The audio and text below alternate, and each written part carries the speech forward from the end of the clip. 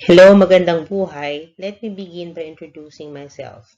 I am Mrs. Lea de la Cruz Biloso, Faculty of the College of Education, NUST, Sumakab Campus, and I've been teaching social science subjects for almost 15 years. Here is a simple review of Philippine history subject, general education, and I hope that this information will be a great use to you as you prepare for your teacher licensure examination. Okay, ready na ba kayo? Start na tayo. Okay, number 1. The greatest contribution of Spain to Filipino culture was A. Education. B. Development of trade. C. Construction of roads and other infrastructures. D. Christianization of the Filipinos. The answer is letter D. The Spaniards introduced Christianity, the Roman Catholic faith, and succeeded in the converting the overwhelming majority of Filipinos. At least 83% now of the total population belongs to the Roman Catholic faith. Okay, number 2. The Spaniards established a centralized government in the Philippines. The head of the government was called A. Encomendero, B. Gobernadorcillo, C. Alcalde Mayor, D. Gobernador General. And the answer is D. Gobernador General. Why? Kasi ang encomendero is the holder of the encomienda. And then, Gobernadorcillo was a municipal judge or governor in the Philippines during the Spanish colonial period. Alcalde,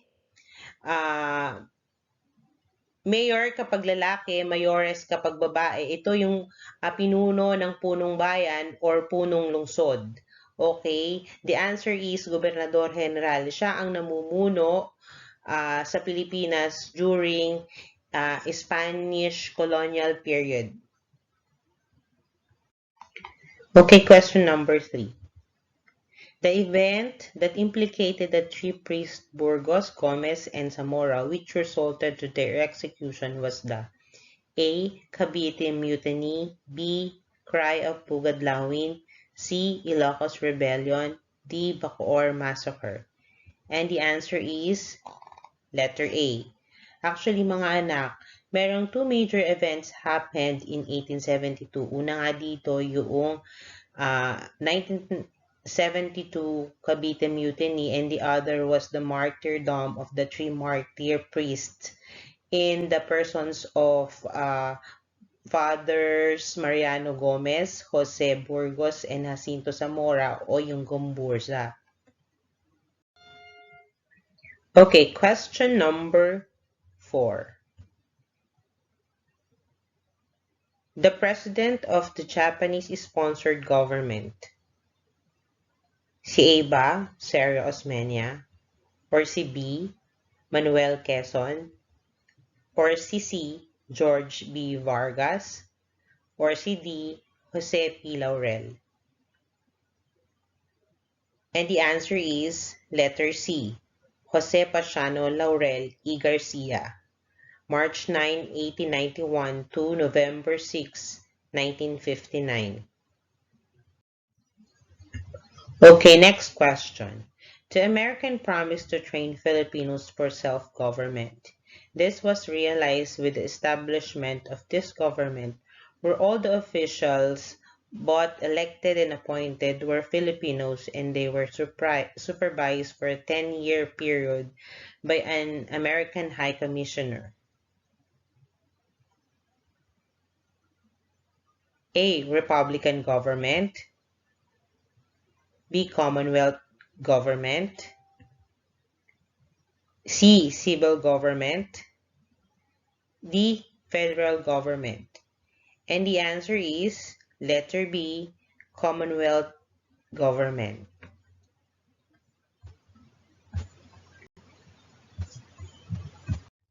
Okay, next question. Who used the pen name Agapito Bagumbayan? A. Andres Bonifacio, B. Marcelo del Pilar, C. Graciano Lopez Haina, D. Jose Rizal. And the answer is Andres Bonifacio. Why? Because Dr. Jose Rizal pen name is Laong Laan and Di Masalang. And then si Graciano Lopez Haina naman is Diego Laura. Si Marcelo H. Del Pilar naman is Plaridel Dolores Manlapat. Question number 7. Who among our presidents promised to make this country great again? A. Garcia, B. Magsaysay, C. Marcos, D. Macapagal. And the answer is Marcos. He delivered this state in one of his inaugural speeches. Number 8. The term that refers to the class of Filipinos who were free and independent. A. Timawa, B. Maharlika, C. Aliping namamahay, D. Aliping sagigilid. And the answer is Timawa. Okay? Dahil Maharlika, yun yung pinakamataas na pangkat. Aliping namamahay ay mas mataas kaysa sa aliping sagigilid. So, the answer is Timawa. It is refers to the class of Filipino na malaya. Question number 9. Who among the presidents changed the date of our celebration of Independence Day from July 4 to June 12? A. Ramon Magsaysay, B. Diosdado Macapagal, C. Carlos Garcia, D. Ferdinand Marcos. And the answer is Diosdado Macapagal. Number 10. Men and women of pre-colonial times had weakness for personal adornment. Aside from jewels, tattooing of the body was common. In the Visayas, tattooed men were called blank. A. Umalahokan, B. Pentados, C. Abi, D. Plista. And the answer is Pintados. May paniniwala kasi noong unang panahon na kapag ang babae at lalaki ay may pinta sa katawan or tattoo, ito ay nakadaragdag ng kumpiyansa. Number 11. Pre-colonial trade in the Philippines was prosperous. Business transactions made use of A. Money system, B. Barter system, C. Credit system, or D. Banking system. And the answer is barter system. Question number 12. Which follows President Garcia's Filipino First policy? Filipinos A. Should buy and consume Filipino products only. B. Should not contribute to the brain drain problem. C. Should be selective in the entry of foreign professionals in the country. Or D. Were to given first preference in all matters related to the economic development of the country. And the answer is letter A. Should buy and consume Filipino products only. Number 13. Which type of government did Andres Bonifacio establish? A. Unitary, B. Revolutionary, C. Republican, or D. Oligarchy. And the answer is letter B. Revolutionary. Ito yung paraan ni Bonifacio upang maipahayag yung pagkontra niya sa pamumuno ng pamahalaan noong unang panahon during Spanish colonial period. Number 14. What is the longest revolt in the history? Letter A. The Gojoy Revolt. Letter B. Gabriela Silang Revolt. Letter C, Diego Silang Revolt. Or letter D, Palaris Revolt. And the answer is, yes, Dagohoy Revolt. Francisco Dagohoy led the longest revolt against the Spaniards in the Philippine history. The revolt took the Spaniards 85 years to quell, from 1744 to 1829. Question number 15. As per the agreement in the Pact of Biak na Bato, Emilio Aguinaldo was to go into exile in A. Guam, B. Hong Kong, C. Singapore, D. Dapitan. And the answer is letter B. Hong Kong. Aguinaldo and his fellow revolutionaries were given amnesty and monetary indemnity by the Spanish government, in return for which the revolutionary government would go into exile in the Hong Kong. Number 16. Which among the presidents of the Philippines was known for love for the middleman and opened Malacanang Palace to all? A. Ferdinand Marcos, B. Ramon Magsaysay, C. Carlos Garcia, D. Elpidio Quirino. And the answer is, okay, Ramon Magsaysay. He is also, paano ba? Siya din yung presidente na nakakabit yung word na common tao. Ayan. Ramon Magsaysay was the 7th Philippine president. Number 17. Corazon Aquino is to freedom constitution, as Ferdinand Marcos is to blank. A. Subservience to America. B. Ties with Asian nations. C. New Society. D. Filipino First Policy. And the answer is C. The New Society. The New Society Movement or Kilusang Bagong Lipunan or KBL. And it was formed in 1978 as an umbrella coalition of parties supporting, syempre, yung president that time is President Ferdinand E. Marcos. And it was recognized as a political party in 1986. Number 18.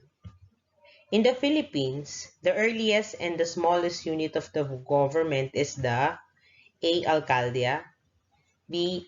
Ayuntamiento, C. Barangay, D. Pueblo. And the answer is, syempre, barangay. Number 19.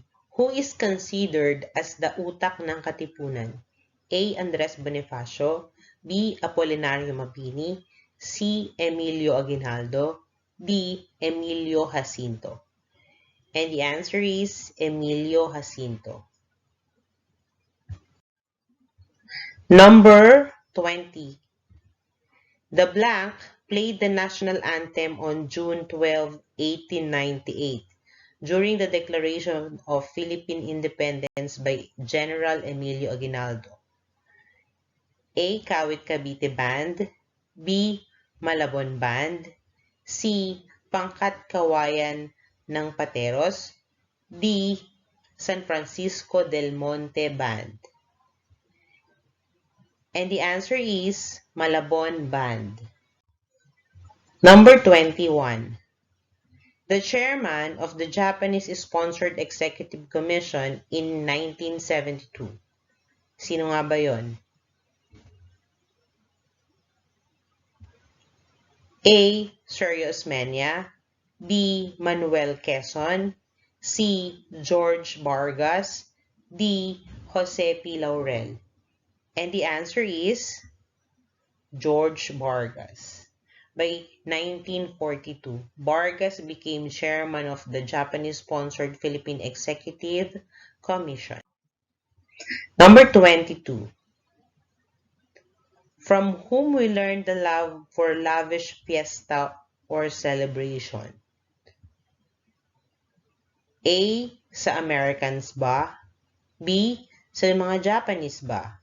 C. Sa mga Spaniards ba? D. Sa Malay ba? And the answer is, syempre, sa Spaniards. Question 23. Which order of presidents correctly applies to Philippine history? Based in given names.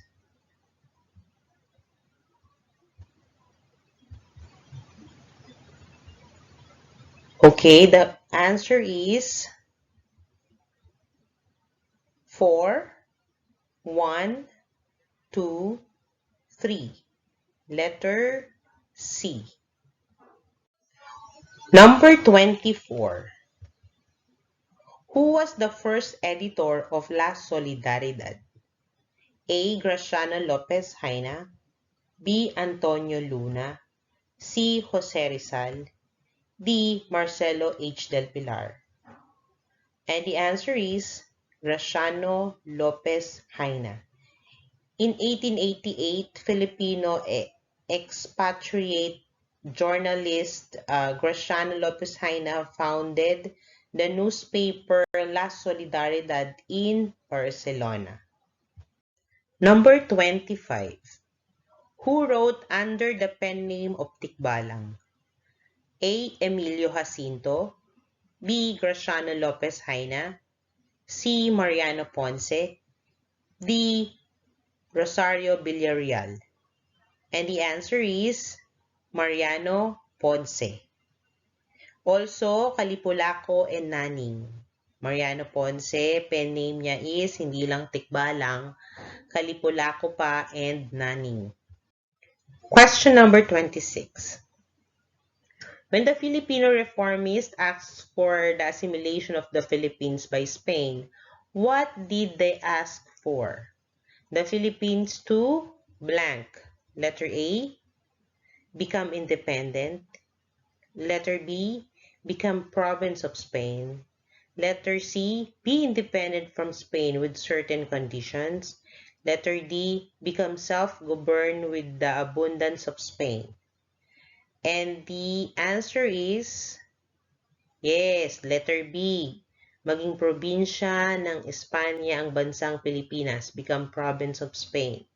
The propaganda movement was a set communication action through books, leaflets, and newspaper articles by a group of Filipinos who called the political reforms, lasting approximately from 1880 to 1898, with the most activity between 1880 and 1895.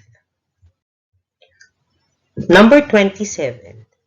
Who was the first president of the Republic of the Philippines when independence from the America was granted on July 4, 1846?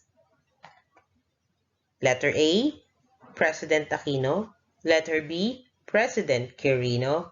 Letter C, President Marcos. Or letter D, President Rojas. And the answer is President Rojas. President Manuel Rojas was the last president of Commonwealth and the first president of the Third Philippine Republic. What does SONA stand for? A. State of the National Address. B. State of the Nation Approval. C. Status of the Nation Address. And letter D. State of the Nation Address. Okay.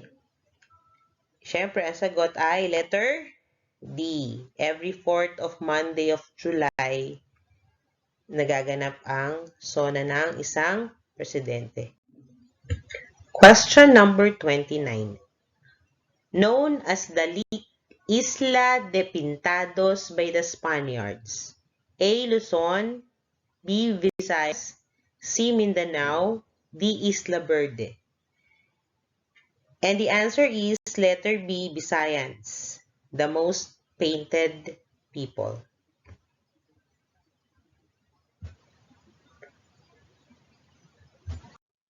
Question number 30.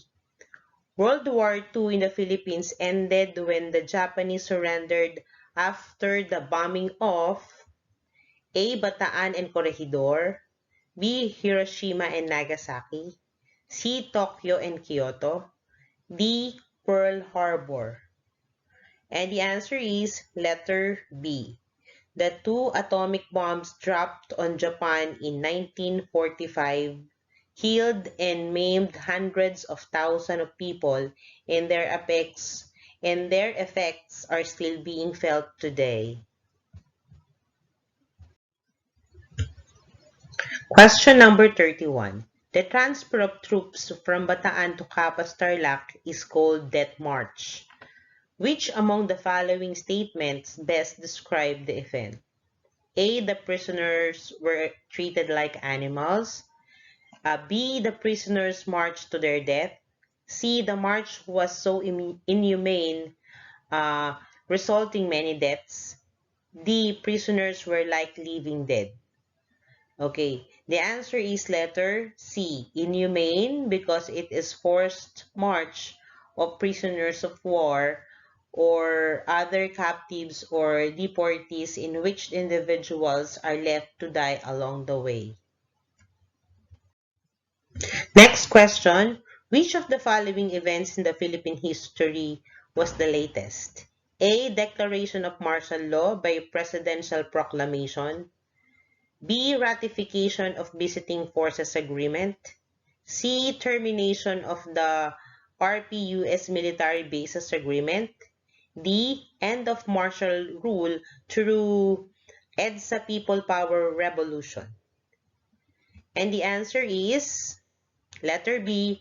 Ratification of Visiting Forces Agreement. Because declaration of martial law, ito ay nangyari noong September 1972 and the termination of bases ng US dito sa Pilipinas ay December 1992 and yung end ng martial law is February 1986. And letter B, yun ay May 1999. 33. Who was the revolutionary leader who continued to struggle even after the establishment of American rule and established the Republica of Katagalugan? A. Simeon Ola, B. Artemio Ricarte, C. Macario Sakay, D. Miguel Malbar. Itong apat na ito mga anak is Filipino generals who served in the Philippine-American War. Pero si Macario Sakay lang, kaya the answer is Macario Sakay. Si Macario Sakay lang ang nagpatuloy even after the establishment of American rule. Okay, next. Question number 34. Even though women of Katipunan were exempted from the pact, who participated in the Blood Compact and fought fearlessly in 12 bloody battles of the revolution in Bataan, including the Battle of Piak na Bato? A. Aguela Esteban, B. Teresa Magbanwa, C. Trinidad Texon, and D.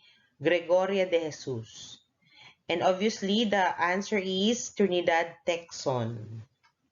And he is also known as the Mother of Biak na Bato and Mother of Mercy. Fought to gain Philippine independence. Okay, next slide is number 35.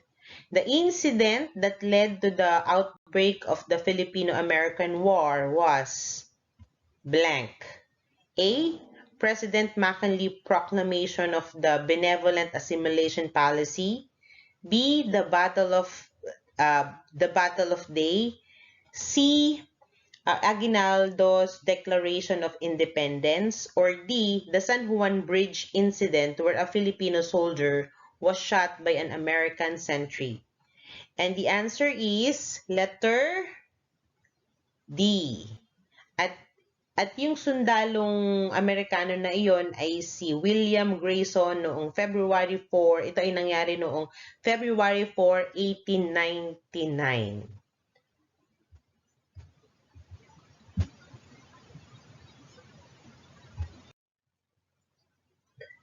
Okay, next question is, which of the following best describe the Katipunan? Letter A. It was a movement which aimed for the Philippines' separation from Spain through force. Letter B. It was a movement that wanted reform from Spain. Letter C. It was working to make the Philippines a province of Spain. Or letter C. It was a movement meant to strengthen the colonial government. Okay, the answer is A. Separation from Spain through force. Hindi kagaya ng mga reformist, gusto lang maging bahagi o probinsya ng Espanya ang Pilipinas. Next question is number 38. As a result of People Power 1 in 1986, the Philippines was blank. A. Change its form of government to parliamentary. B. Intensifies its participation in internal affairs. Letter C. Impeachment of Joseph Estrada. Letter D. Became known worldwide for its People's Revolution. Okay, the answer is letter D. EDSA 1 on February 22 hanggang February 25 noong 1986. I'm sorry. Next question is, the early Filipinos were considered failure. Which among the following is considered the most important explanation for such failure? Letter A. The Spaniards had the support of the clergy to whom Filipinos obeyed because of fear.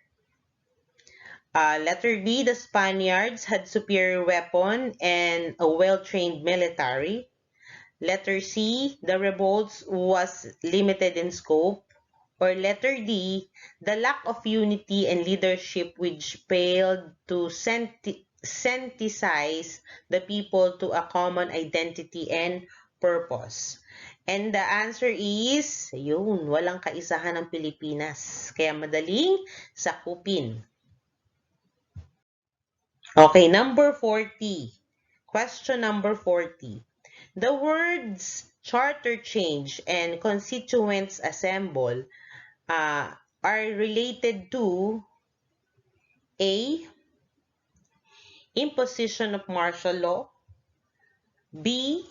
Return to dictatorial form of government. Letter C. Amendments of or revision of the present constitution. Letter D. Division of the House. And the answer is letter C. Amendments or revision of the present constitution. Article 17, amendments or revisions. Question number 41. The Katipunan was the movement founded by Bonifacio. Its major objective was A. Seek reform from Spain. B. Demand for equal right and privileges for Filipinos. C. Separation of Philippines from Spain. D. Assimilation of Philippines by Spain. And the correct answer is letter C. Separation of Philippines from Spain.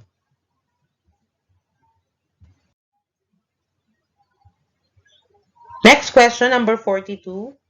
Who wrote the Philippine anthem? A. Jose Palma. B. Julian Felipe. C. Felipe de Leon. D. Delfina Herbosa. And the answer is Jose Palma. Julian Felipe composed the Philippine National Anthem noong 1898. And syempre, si Jose Palma yung nagsulat ng poem or tula and became the lyrics. The Spanish lyrics was officially translated by Felipe de Leon and now sung in Filipino. And question number 43. What Filipino traits is known from warm welcome to guests?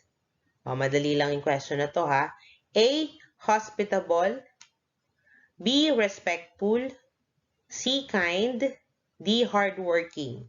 And syempre, the answer is letter A. Filipinos are um, are much known as very hospitable. Question number 44. Filipinos have song for every occasion. During the pre-colonial Philippines, Filipinos would sing this song in preparation for war or battle. Ano ba yon? Yung kanta na yon bago ang battle. A. Oyayi. B. Diona. C. Kumintang. D. Kundiman. And the answer is Kumintang. Kumintang are songs intended in preparation for battle. Question 45. What was the first Philippine Republic? A. Republic proclaimed in Malolos. B. Republic proclaimed under 1935 Constitution. C. Republic of the Philippines proclaimed in 1946. D. The Republic proclaimed under the Japanese-sponsored Constitution. And the answer is letter A. The Republic proclaimed in Malolos. It was formally established with Emilio Aguinaldo as president by proclamation of the Malolos Constitution on January 21, 1899 in Malolos, Bulacan.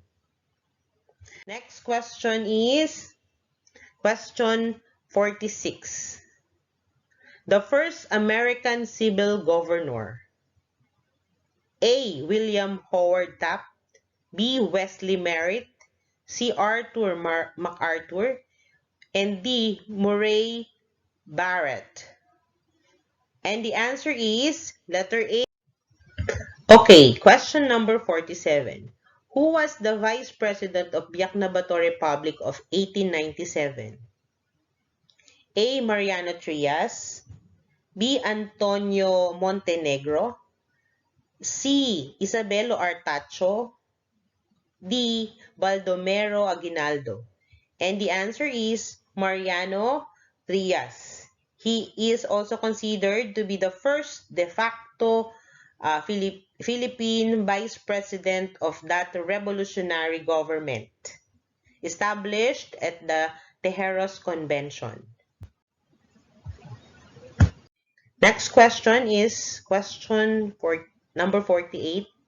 The Agrarian Reform Program instituted by President Diosdado Macapagal, which intended to give land to the landless tenant, was A. Comprehensive Agrarian Reform Program. B. Agricultural Land Reform Code.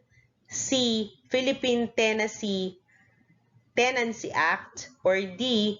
Presidential Decree 81. And the answer is letter B. Agricultural Land Reform Code. Next is question number 49. The first appointed head of the Department of Education during Commonwealth period. Sino ba to? Si A ba? Claro M. Recto? Si B ba? Sergio Osmeña? Si C ba? Rafael Falma? O si D. Jose P. Laurel? The answer is last number 50. Which of the following describes the Battle of Manila Bay between American and Spanish naval forces? Letter A. The Americans' ships outnumbered those of the Spaniards. Letter B. The Spaniards readily won the battle over the Americans. Letter D. It was a mock naval battle between the Spaniards and the Americans. And letter D. The Americans won the battle with a great difficulty. And the correct answer is letter A. The Battle of Manila Bay took place on May 21, 1898 during the Spanish-American War. Thank you for listening, and please do not hesitate to contact us or email us if you have any question or concerns. And I would like to take this opportunity to thank the experts, Sir Bernard Cortez and Ma'am Shaira Agustin, for lending us your questions and sharing them with us. Goodbye.